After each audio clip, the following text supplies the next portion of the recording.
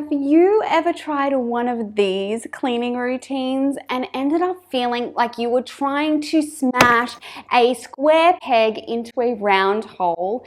Don't worry, you are not alone, and I have some hacks for you that you can either use in addition to the things that were working within those cleaning routines, or you can create a total new routine that is specific for your life and your brain. Tip number one is to create a master list. One list to rule them all. Now, I like to separate these into weekly and monthly tasks.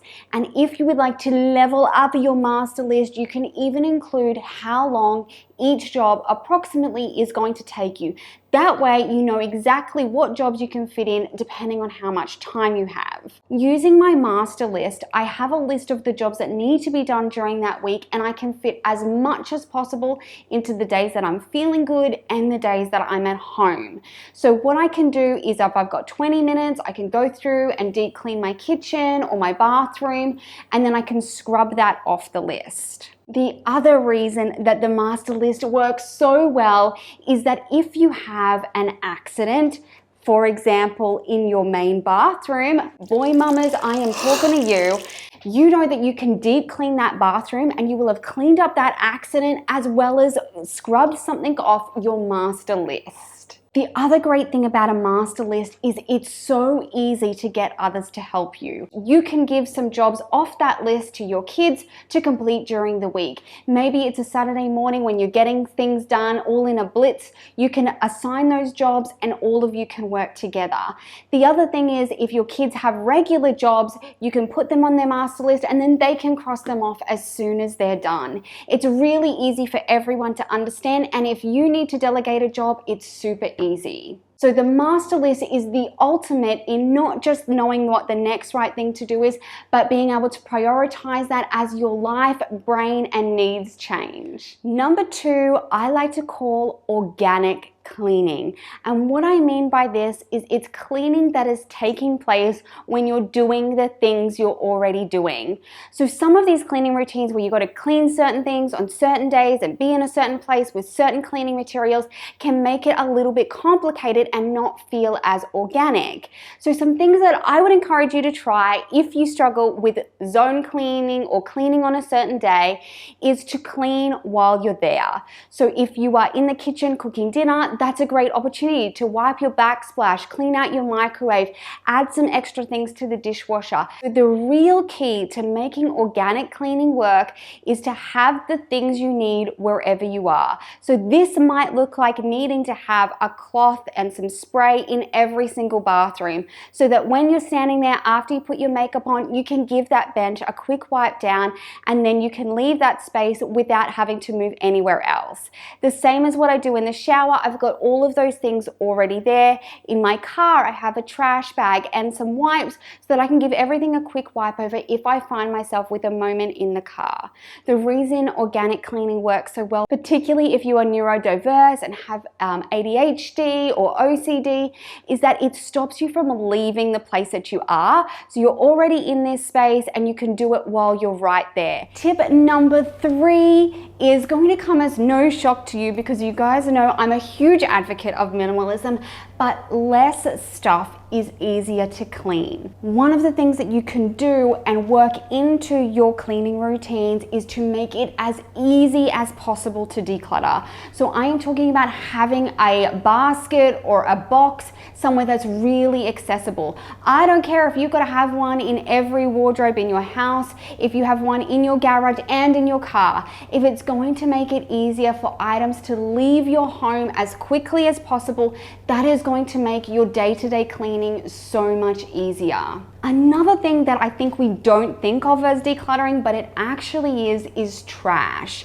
I have a trash can in my garage just so that I can stop the flow of stuff that is just trash coming into my house, full stop. If it means you need to have 10 trash cans, do it, because I guarantee you it will make your house cleaner, it will make your routines run smoother, and it will help things get out of your house faster.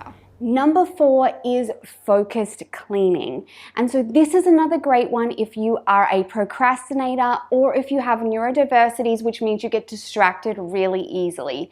One that I love to do is I will use my Dyson vacuum till the battery runs out. I know that I've got about 10 or 15 minutes of battery time in my Dyson vacuum, and so I will just vacuum as much as I can, usually starting in the worst messy places and then working back from there.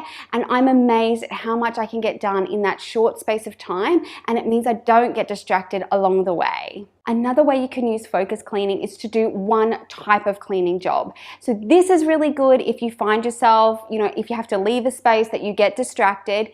I take a glass cleaning cloth and my glass cleaner and I go through the house and just get as many smudges off mirrors, windows, all of the places that smudges get on glass, and I'll just do a blitz for 10 or 15 minutes.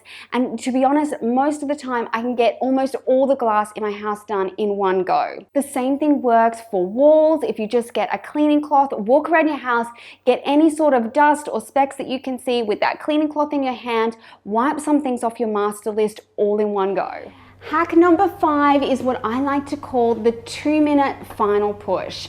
Now, this may not come as a surprise to you, but I am terrible for starting projects and then leaving them undone at the last minute. For example, I'm filming this on a Monday. Over the weekend, I went through my kids' closets and then I actually just left a giant pile of donations in the middle of my hallway.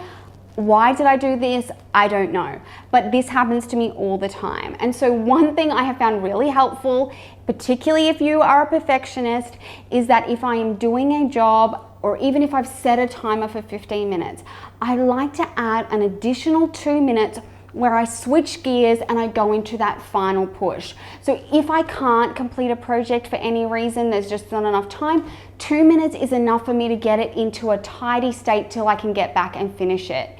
The 2 minutes is also usually all that it takes to clear off my entire bench instead of just leaving a few items there. It's also enough time for me to take that donation bag and put it in the back of my car. It's enough for me to put my vacuum away properly. And so by doing that mind shift of saying, yes, I'm finished doing it, but what can I do for the next 2 minutes to round out these jobs? It is a game changer, and it's something that you can implement not just for yourself, but also if you have children. It's a great skill to teach them early on in life about that final push to get things done. It's the putting your homework away after you're finished. It's the putting your keys so you know exactly where they are, or putting your sunglasses in your bag so you have them when you need them tomorrow. Try the 2-minute final push. If you are like me and get procrastination or perfectionism and then wear yourself out, try the 2-minute final push.